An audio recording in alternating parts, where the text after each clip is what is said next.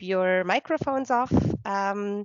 But if you have any questions or comments, please write them into the chat or raise your hand. You're definitely also very welcome to bring forward your questions yourselves.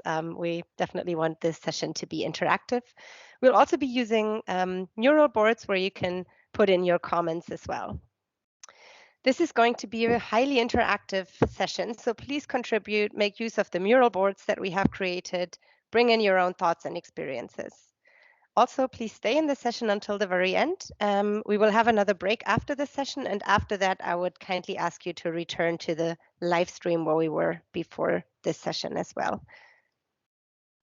So let's now take a quick look at what you can expect in this upcoming hour. We just had our opening and welcome, and we'll now go into an input on gender responsive EBA key issues for implementation. We will then go into breakout groups and have discussions there, and then have a reporting back and sort of key messages in the plenary. You've already met me as your facilitator for today, but as I mentioned, we also have an exciting input from Angie Dazé, who is one of the authors of the report mentioned before. Angie is a senior policy advisor and the lead on gender equality for the resilience team at the International Institute for Sustainable Development. She's also a member of the Secretariat of the National Adaptation Plan Global Network. Angie's work focuses on policy and practice related to climate change adaptation and resilience, with a focus on gender equality and social inclusion. She has provided technical support to a number of governments on adaptation planning and has developed practical guidance and tools for vulnerability assessments and adaptation planning with a gender lens. Previously, Angie worked for CARE International and for the Canadian government. Thank you very much for being here, Angie, and right over to you. Thanks so much, Louisa, and good morning, afternoon, evening, everyone. I'm joining you from Ottawa, Canada this morning. Yeah, I'm really happy to have this opportunity. It's been such a great partnership between IISD and GIZ in sort of developing this report and getting it out there. So this is another great opportunity to share some of what we learned through the process of doing this analysis. So I'm going to focus in on what are the key issues for implementation when we're thinking about gender responsive, ecosystem-based adaptation. And hopefully this will provide a basis then for the discussions that we'll have in the breakout groups to follow. Next slide, please. I wanted to start by just covering a couple of key concepts that are really central to our conversation today. So the first is gender responsive approaches. And these are those that promote gender equality by both examining and actively addressing gender norms, roles, and inequalities. But it's important to note that we're not only concerned with gender inequalities. Women, men, and non-binary people are not homogeneous groups. There are other factors that influence their vulnerability to climate change and their adaptive capacities. Intersectional approaches take these differences into account, recognizing that people have multiple identities and considering the historical, social, and political contexts that shape the different forms of discrimination they may face. And this includes factors like age, ethnicity, being Indigenous, having a disability, or a range of other sociocultural factors. So if we think about gender responsive and intersectional approaches together, they're really oriented towards systemic change to ensure that all people have the same opportunities and can realize their rights. So what does this mean in practical terms? It means that we're trying to avoid generalizations about people of a particular gender. So for example, one that we often hear is that women are particularly vulnerable to climate change. And this is true in many contexts, but it's not true for all women. And it tells us nothing about why some women are particularly vulnerable. And the why is what we need to know if we're going to really address the underlying causes. Being gender responsive and intersectional also means we need to pay attention not just to gender balance, but also to inclusion of people with other sociocultural characteristics that may influence their experiences and the discrimination that they face. So for example, in a decision-making body for forest governance, it's not enough to make sure that there are equal numbers of women and men. It's also important to consider other stakeholders that may be excluded from these processes, for example, Indigenous peoples, and ensure that they're also represented within the gender groups. And the foundation for all of this is context-specific analysis to ensure that we understand the social dynamics within the community in terms of who is excluded and why. What you see here is a basic framework for a gender-responsive approach that we applied in the study. And the framework draws on work that IISD has done through the National Adaptation Plan, or NAP, global network. We identified 3 key dimensions of a gender-responsive approach to adaptation. The first is recognizing that there are gender differences in adaptation needs and capacities. The second focuses on promoting gender equitable participation and, importantly, influence in decision-making processes around adaptation. And the third is gender equitable access to finance and other benefits that result from investments in adaptation. So we developed this framework in the context of NAP processes, the National Adaptation Planning processes that countries are working on, but we applied it to EbA in this study. And we used it as a basis for identifying what we called the building blocks for gender responsive EbA. And you'll hear more about these in the breakout groups. So now I'm just going to go through a few issues that are important considerations in taking a gender responsive and intersectional approach to implementing EbA initiatives. And I'll draw out some examples from the case examples that you'll find in the report. So first, we need to think about gendered roles and responsibilities. So in many contexts, we see that women and men take on different roles and responsibilities in their households and in their communities. One example that we frequently hear in the context of climate change is the fact that women and girls are often responsible for securing water for the household if it's not available on the premises. But these kinds of gender roles exist across a range of different ecosystem services, including fisheries, forestry, coastal zone management. A key issue here is the exposure of women and girls to gender-based violence when they're carrying out their household responsibilities. And there is some evidence that these risks increase in times of scarcity, including those caused by climate extremes. So if we want to make sure that EbA interventions address gender-specific needs and provide equitable benefits, we need to understand who's doing what and what specific risks they face. One of the case examples in the report comes from the Saloum Delta in Senegal. And it was in the context of a project implemented by a local NGO called Endegraph Senegal. And they used gender analysis to better understand the respective roles, responsibilities, and relationships in the fisheries sector.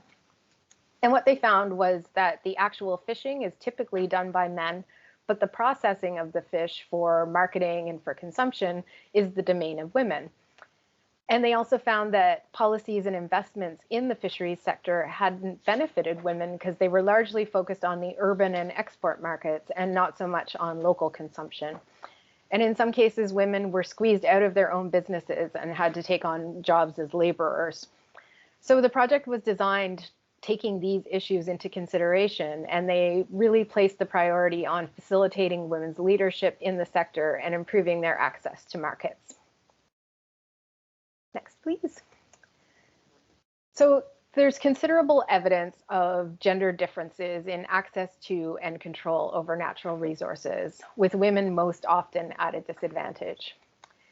In some contexts, we find there are direct barriers that impede equal access. For example, formal and customary land tenure systems that limit women's ownership of land.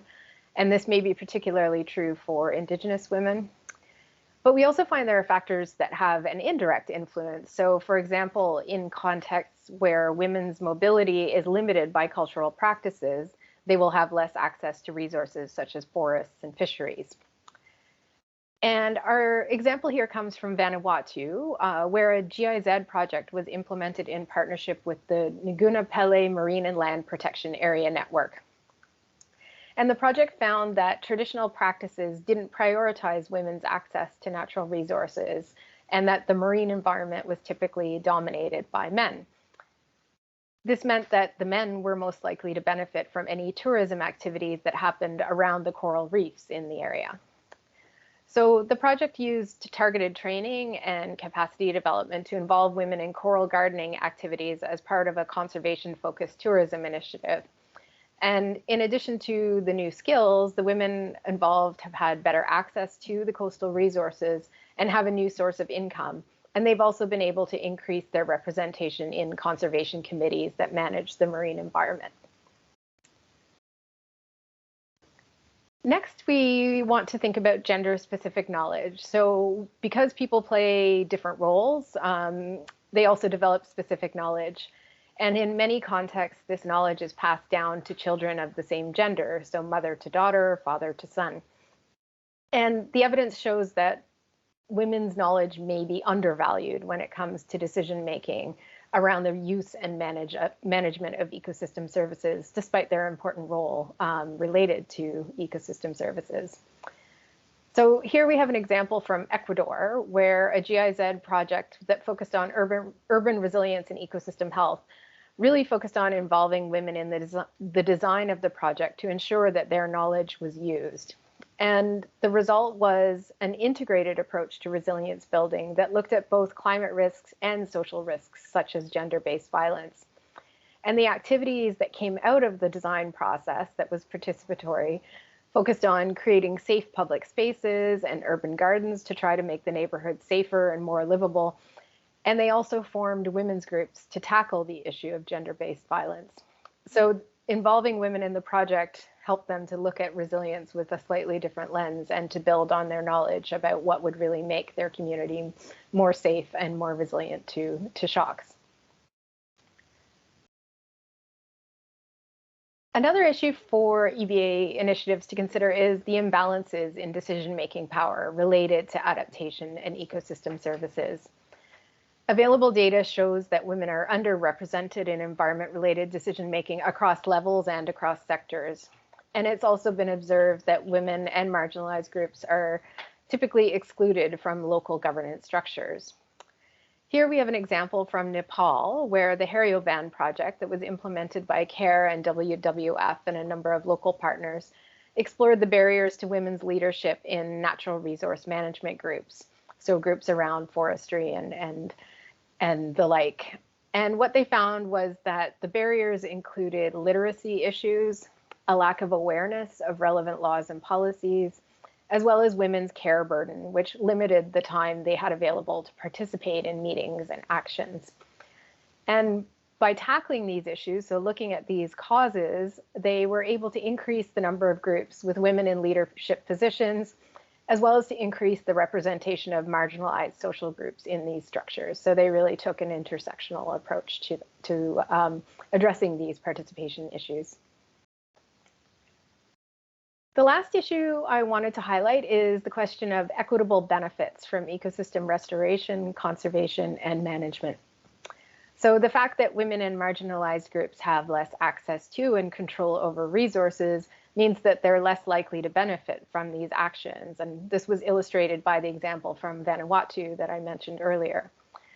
So we need to pay attention to who is benefiting from EbA and, importantly, to who. What's very important here is the collection of disaggregated data in monitoring and evaluation systems. This helps us to understand sort of who is benefiting and who is not. In the case example from Mauritania, it was noted that investments in livestock rearing, which was a strong focus of the sort of community development processes that have been implemented, that these investments primarily benefited men. So alongside working on livestock, a local NGO designed targeted activities that would address women's needs, including community gardens. And again, this highlights the need for that kind of context-specific analysis to really understand who's doing what, how they're using ecosystem services, and where the vulnerabilities lie. To close, I just wanted to remind us that taking a gender-responsive approach is not just the right thing to do, that it can also lead to better outcomes from EbA initiatives. So there's evidence that integrating gender increases both the effectiveness and the sustainability of investments in development and adaptation. And we find that taking a rights-based approach to EBA with a focus on gender equality can help to achieve synergies with other objectives, like increasing food security and reducing gender-based violence, as we heard in a couple of the case examples. It can also lead to more inclusive governance systems by increasing participation of women and people who face discrimination. And lastly, it can increase equity and benefits from the investments that are made in EBA. But it's important to keep in mind that achieving gender equality and social inclusion is a long-term process of change in societies, in institutions, and in governance systems. And so one EBA initiative is unlikely to achieve all of this on its own. So what we want to see is that gender-responsive EBA initiatives are linked to and embedded in broader processes and movements so that they can contribute to systemic and holistic change over time. And that's all I wanted to share today. Thanks very much. Thank you very much, Angie, for this very insightful input. I think it's very interesting to look at the cases that we collected sort of from this issue perspective and really outlining all those different challenges that arise. Before we now move into the breakouts, I quickly wanted to see or hear if there are any questions. So if you have any questions, please raise your hands now. Angie will also be in one of the breakouts. So of course, if you are with her, you can also ask her questions. Plus the other author of the report, Annika Turton, will also facilitate another group and can probably also respond to your questions. But if you have any questions regarding what you just saw or heard, please raise your hands. I can see one in the chat. Daniela, do you just quickly want to bring your question forward yourself?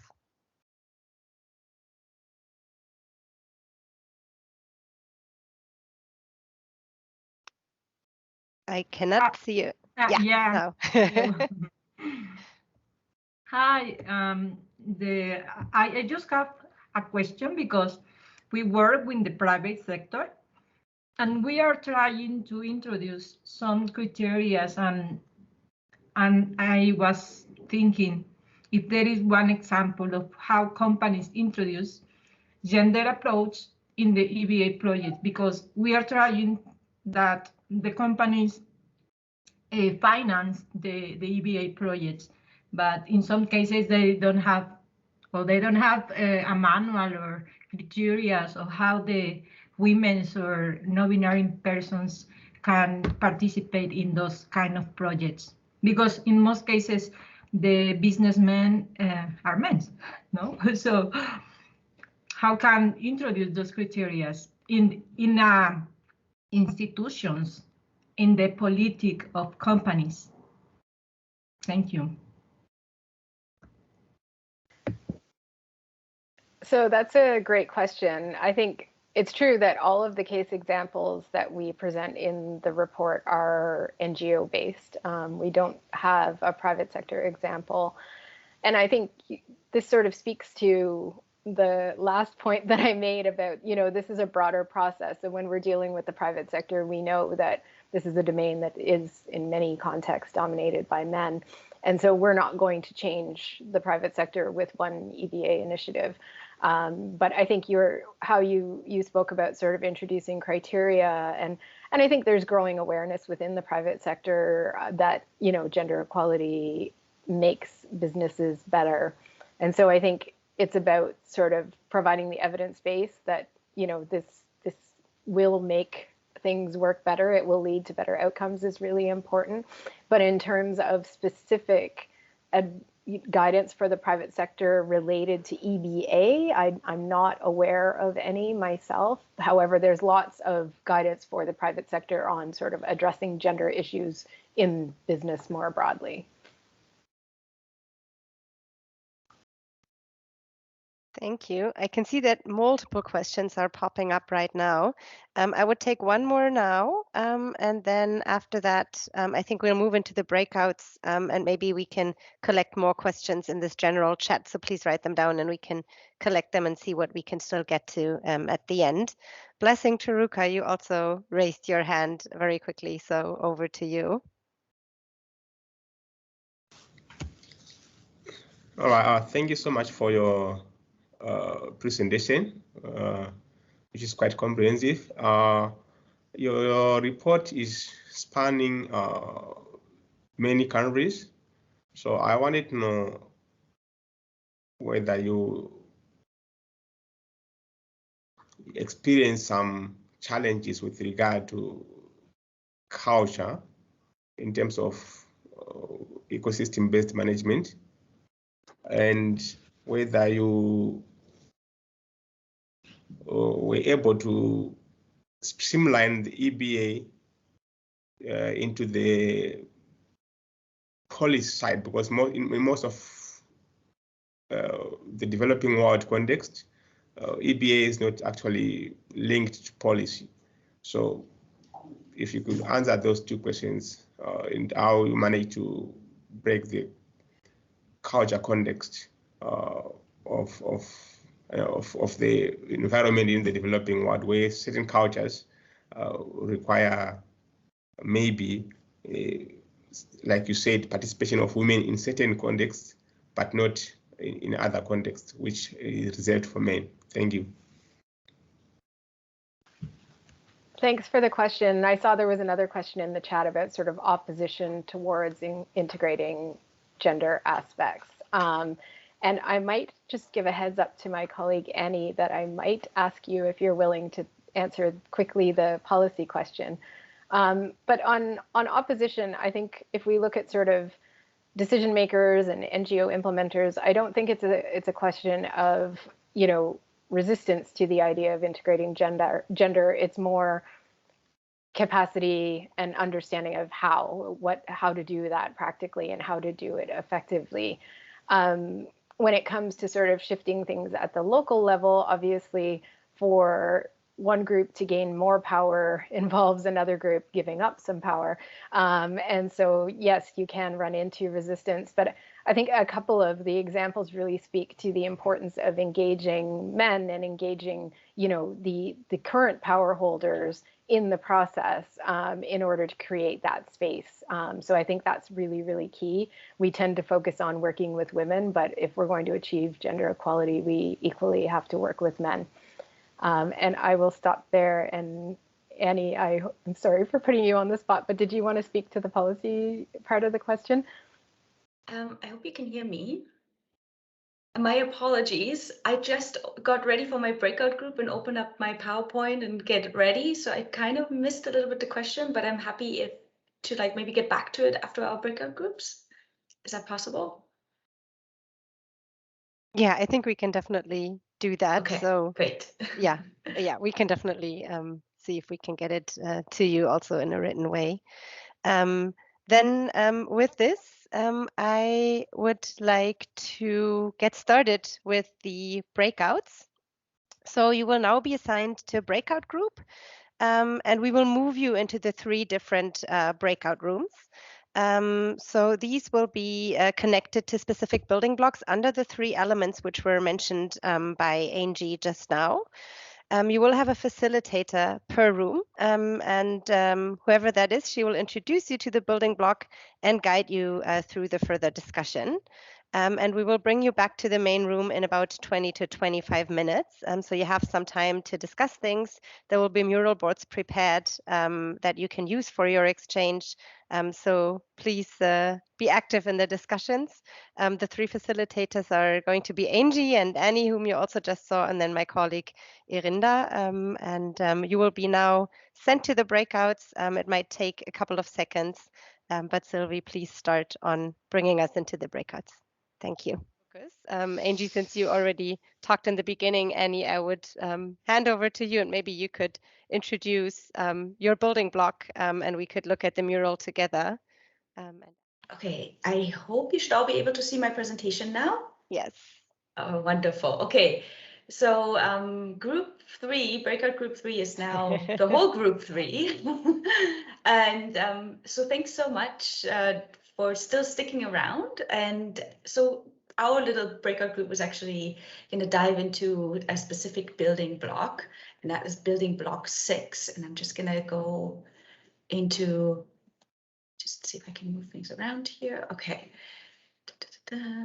Okay, so Andrew was talking about the different building blocks that we try to, that make EBA gender responsive and that allow you to, the different pieces that and elements that are important in order to design EBA projects that are gender responsive.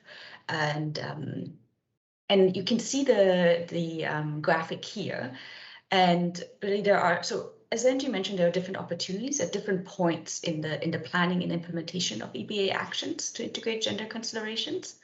And so again, here you see the building blocks under these under the different elements of gender responsive adaptation. So number one is recognition of gender differences in adaptation needs and capacities. Number three, gender equality, participation, and influence in adaptation decision-making processes. And the third element is gender equitable access to finance and other benefits resulting from investments in adaptation. And you can see in this graphic, building block 6 is right under the third element, participatory monitoring and evaluation systems track who is benefiting from EBA actions and how. So this breakout room is going to dive into this particular building block a little bit more, and I'll say a few things just about this. Can you see it yet? Here we go. Okay. So specifically, let me just say a few things about building block 6 before we go into the conversation.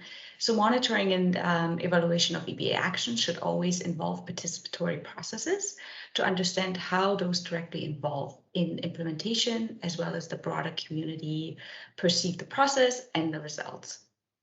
And for a gender responsive approach, the process must utilize disaggregated data and examine who is benefiting from these EBA actions, how and why are they possibly not benefiting from these actions. And you also want to make sure that you're tracking any unintended negative benefits on a particular group or community when you're implementing an EBA project. And this can really help to avoid negative impacts, and it allows you to adjust and also identify strategies to ensure that benefits from EBA actions are actually distributed equally across genders and social groups. So that's really the rationale behind building block 6. And for that, we're going to dive into a conversation, which is going to, I can also, I know we have a little link for the mural. Do you want me to put the link into the chat here, Louisa? Would that be? Yeah, I think we can do that. We can also collect things verbally. Okay. So if people want to raise their hands to make it simple, I think that is definitely also okay. Okay, great. So yeah, sorry for rushing through this. I'm just trying to be mindful of time. But just if we think about this building block a little bit more, and if we are implementing monitoring and evaluation and a system to track who's benefiting EBA actions, from your experience, but also just having heard about it, what do you see are some of the challenges in implementing this building block, and so specifically in reference to monitoring and evaluation? And also, if you could share some ideas of how can you actually overcome these challenges. So maybe we can either have people raise their hand or just share some thoughts in the chat. I can see that Tora has raised her hand already. Okay, great. Yeah, I can't see both. So now I can see the screen again. Great. Yes, Tora, go ahead. Okay, well, since we are doing this in an oral form, might speed up a bit. One of the challenges that I find really difficult is who defines the indicators. So when we talk about gender and we want to talk about monitoring and evaluation, usually when we start designing the project, I won't say it's in the majority male people defining those, but in many cases it's male and powerful people who design the project. So they might not be aware of the fact and about what it requires to put themselves into the shoes of a female person in the field implementing EBA. So who defines success, who defines failure, who defines indicators? That I see as a very challenging point still open. And then obviously talking about and designing the enabling frameworks to build in gender into the EbA mainstreaming or the project design there. That would be another issue that I think needs to be looked into.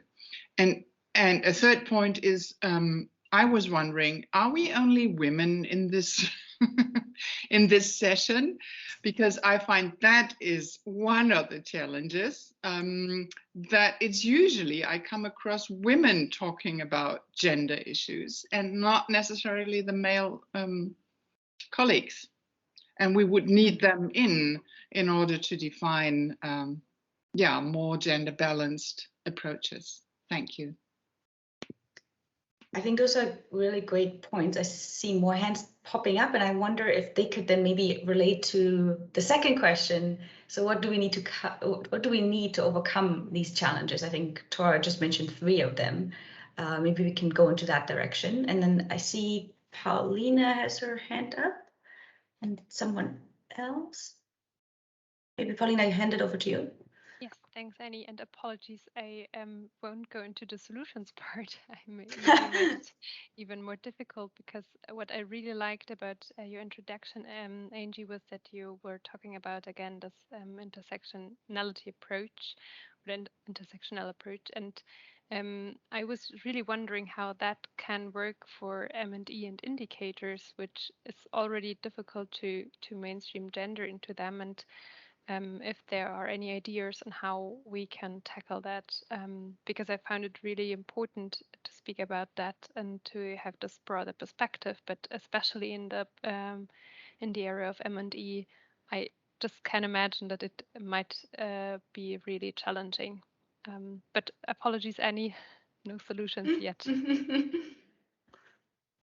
I don't know, Angie, do you want to jump into it, or just see if I see another hand or someone else wants to share how they may have addressed some of the challenges that we just heard about? I can be brief while we're waiting for hopefully other people to chime in. I mean, for me, I think there's 2 sides to this. Oh, I see a hand. I'll be really brief. One is disaggregation. So we need to not just look at disaggregating by gender, but also disaggregating by other factors when we're looking at more quantitative monitoring and evaluation approaches. And then the whole approach of participatory M&E and looking at more qualitative aspects. And I think this, like, what defines success that was mentioned by Tora is really, really important, ensuring that, you know, you're bringing people in to evaluate the outcomes. And I'll stop so we can hear from others. Thanks, Angie. I see Caroline has her hand up. I'll just hand it over to you. Thank you. I think Angie's touched on some of the points that I was going to raise around the disaggregation. I think that's really important, and it's obvious as it sounds, it's not always done. You know, we say that we should gather that information, but even now I still come across, you know, attendance registers that haven't been disaggregated. We haven't got that kind of foundational level of information. And I just wanted to share, I think it's also about looking at different M&E processes. We've recently done something using a very adapted version of the most significant change, which is really where you interview at field level and really try and get, you know, responses from people, you know, that have been beneficiaries. And obviously one way to look at that is it's very much more qualitative than quantitative, but you get amazing insights into, you know, what has, you know, perceptions of what actually has happened and what has been implemented and how it has been understood. And I think, you know, we had a number of challenges because we did it during COVID. and then unfortunately, we had to collapse a number of our focus groups. So we lost the gender element, although that was the intention from the beginning, was to have separate female and male focus groups. But I think it's also just looking at far more qualitative evaluation methods. And I think that needs to be maybe made more overt in this space. Thank you. Great point. Great point. I see. Okay. Yeah. Tora, I hand it over back to you. Well, thank you. It's just what Caroline said as a solution, or maybe an interesting aspect. What I found very interesting is when we gave instant cameras to different groups in the society, in the communities. So it was youth and female and male, and we said, okay, how do you say this was a great project? It was not EbA, I must say, but you say it was a great project. It was on agriculture and adaptation. So yeah, in a way, EbA. We didn't talk about that at that time. We gave the cameras to them and we said, okay, document what you have in mind when you say it's great, it was good. How do you document that? What do you have in mind, which picture? And take a photo of that, so the instant cameras, and then we hang them on a clothesline. And we talked about it. Why is it different? What does it represent to you? And then where do we see the differences between the three groups? So it was based on their visual impression and on their reflection about it. And I thought it was we sort of made it up at the time, but it was a very useful, insightful exercise. That sounds really cool. I like that. We have a little bit of time, so maybe I can just jump to the last. There we go. I think we've obviously covered number 1 and 2 a little bit, but I thought it would be interesting if we can also spend a bit of time to think about what other groups may be excluded from the benefits of EbA actions, and how can those be tracked alongside gender. I think we talk a lot about women, especially when we talk about mainstreaming gender and integrating gender, but what other groups maybe not be thinking about, and how can they be included and covered, or other beneficiaries be covered in M&E systems. And I know Angie already touched on that as well, but.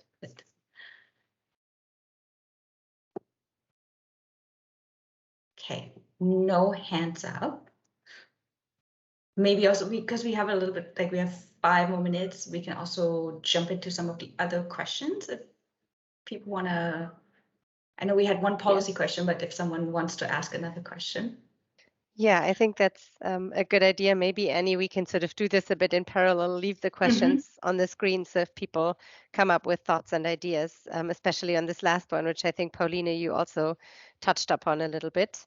And at the same time, bring in the other questions that we had. Yeah, there was the question on sort of policy and bringing EbA and especially also gender perspective in EbA into policy. And I saw earlier that I think, Thijs, if you're still here, you also had raised your hand. Then we could also pick up on that question if that is still there. But maybe over to you, Annie, for the policy question. Great, yes. Just to say that really Angie is so much more experienced in gender issues. But yeah, so I think this is a great question. And the reason why it's so good is because when we think about the definition of EbA, it actually says specifically that EbA really can only be successful and effective if it's part of a larger adaptation strategy or integrated into policies. So I think that just is really the foundation or the rationale behind why EbA should be integrated in policies. And so for us at the NAP Global Network, we've done a fairly quick and dirty analysis of NAP documents to see how are countries actually going about integrating EbA into national policies for adaptation. And interestingly, it's that every adaptation plan covers the vulnerabilities of ecosystems. So there's a strong understanding of the importance of ecosystems, the role they play for people, for livelihoods, for healthy communities. And then there's also, you will find lots and lots of EbA measures in many adaptation plans, and a handful of adaptation plans also put a strong effort at putting EbA even at the center of the adaptation plans, which really allows them to think about EbA not just in the traditional sectors of agriculture, forestry, but also in sectors like infrastructure and health And it also provides a rationale to think about all levels of governance that have to be involved in EBA implementation, specifically the local level. So yeah, I don't want to go on and on, but those are kind of like countries are already thinking about it. I think EBA is being integrated in plans. And the rationale is really the importance of ecosystems and the role they play, not just for communities, but for our economy, our social fabric. And yeah, I think EBA can only be effective and scaled up if it is mainstreamed in larger national adaptation plans. So I hope that answered the question, but I'm happy to follow up if that wasn't exactly it. Yeah, from my perspective, I think it did, but it would definitely be good to hear that from Blessing. I think it was as well. But maybe you can just give us a thumbs up if it answered your question, Blessing, and otherwise write it into the chat so that we can pick up on it again. Carolyn also sort of responded to this third question a bit and said that other groups that may be excluded might be those with disability, youth, elderly, depending on the type of the EBA project, which I think also gives a good example of how these can be overlapping, and you can have multiple levels of marginalization and that people might be affected by those differently depending also on the number of those overlaps that people are experiencing. So you can be youth with disability, for instance, and that creates a different set of marginalization potentially than if you're elderly, for instance. Yeah, and then also, Thijs, you said you're still here, and maybe you could formulate your question because we couldn't pick up on that earlier. Thank you. Thank you very much for the presentation. I'm having a lot of insights.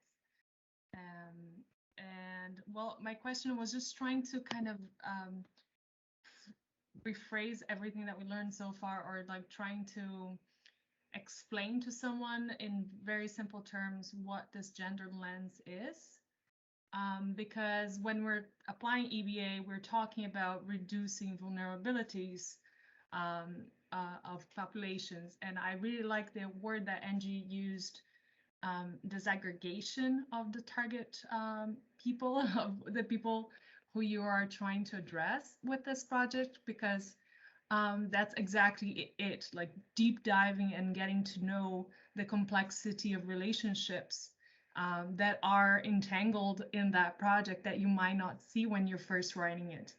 And I think, and please correct me if there's more to it that I'm not seeing in this one sentence. And I think one important point would be to then design within the project conception a flexibility to deal with those things that you might learn later on in the project, because you might not capture everything when you're doing like a diagnostic or something like that. And I guess my question is if that has come up in some of the research that has been done. Thank you. You want me to take that, Louisa? Okay. Thanks. Thanks. I agree. I think that thinking about it in terms of like who are the different groups that we're trying to reach and generate benefits for is really key. And this has to be an ongoing process. So we often talk about gender analysis at the beginning of projects, and then we talk about collecting disaggregated data as part of the monitoring and evaluation system. But if you're not actually analyzing that data using gender analysis approaches to understand sort of who these dynamics of benefits and who is and isn't, then the collection of the data is just an exercise if it's not informing sort of adjustments to make sure that, you know, as you move forward in the actions that you're making adjustments to ensure that the benefits are sort of distributed equitably across the different gender and social groups. So I think you've sort of summed it up quite nicely, that it needs to be something that's an ongoing lens that's applied throughout implementation and monitoring and evaluation.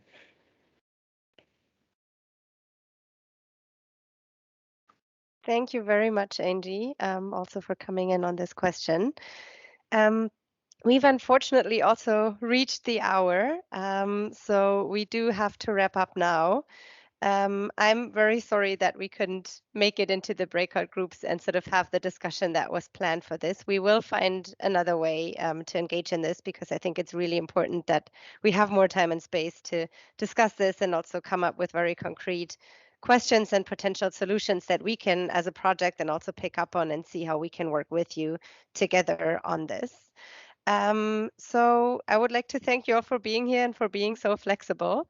We will now have a little break, and I would kindly ask you to be back in the live stream on the event webpage in about 15 minutes. So that's 5:45 Central European time, where we will explain the networking and the marketplace that is going to happen afterwards, where we also have some really interesting topics. We will share the recording of this session also on the event webpage, and we will also upload the PowerPoint presentations there so that you can see it there. So yes, thank you very much. Have a good break, and see you in the live stream in about 15 minutes. Bye-bye. Thank you and goodbye.